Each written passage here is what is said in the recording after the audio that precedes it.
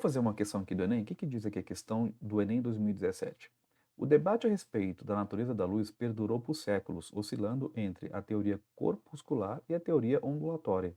No início do século XIX, Thomas Young, com a finalidade de auxiliar na discussão, realizou o experimento apresentado de forma simplificada na figura.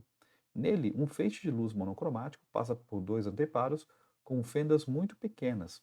No primeiro anteparo, há uma fenda e no segundo, né, há duas fendas. Após passar pelo segundo conjunto de fendas, a luz forma um padrão de franjas claras e escuras, né, como a gente pode ver aqui na figura aqui muito bem representado. Com esse experimento, Young forneceu fortes argumentos para que uma interpretação a respeito da natureza da luz, baseado em uma teoria qual, né? Então, se eu pensar aqui no experimento, né, aqui tem uma luz monocromática que passa por uma fenda aqui, né, e depois ela vai passar por uma fenda dupla. Quando essa luz aqui, se ela se comportar como uma onda, ela bate aqui nesse comprimentozinho aqui. Bom, aqui a gente tem aqui a difração. A difração é quando a luz é de um comprimento x, passa por um obstáculo do mesmo comprimento, se ela se comportar como uma onda, ela vai sofrer a famosa difração, né? Então, difração é aquele fenômeno, né, ondulatório que a gente conhece. E quando essa onda chegar nesse outro buraquinho aqui, né, então vai acontecer a mesma coisa, né?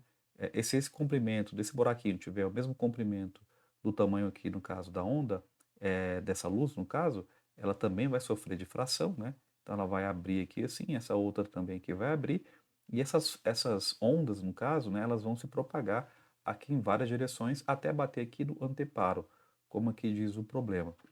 Tá? O que diz aqui, a gente pode perceber. Aqui nas franjas claras, claramente, o que é franja clara? Ou seja, a gente tem amplitude da onda. Franjas escuras seria quando a onda ela está com fase oposta, ela se destrói, né? Então lembra daquela brincadeira? Então quando a gente tem lá dois pulsos, né? Um pulso para cá, né? No caso, né? De forma bem simples, tá? Outro pulso para cá. Quando esses pulsos eles batem, colidem, né? Eles ganham amplitude, né? Ou seja, eles ficam maiores, né? Porque essa amplitude com essa outra vai criar uma onda, né? Um pulso maior na junção aqui das duas. Da mesma forma acontece quando tem a parte escura, seria tipo um pulso para cá, né? E um outro pulso ao contrário, um exemplo, né? Só para a gente simplificar essa brincadeira. Então, se a gente tem esses dois pulsos aqui, no caso, tem a subtração dessas duas amplitudes, formando aqui uma coisa assim reta, né? Seria a destruição de no caso. Então, essas franjas escuras seriam, na verdade, essas fases opostas e as franjas claras seria essa parte aqui de construção, quando estão em fase, né? É tipicamente o quê?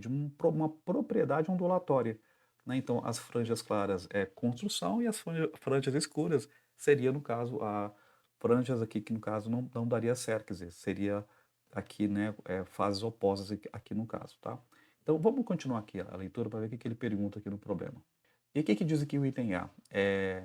Em relação, no caso, à natureza da luz, baseada aqui na teoria.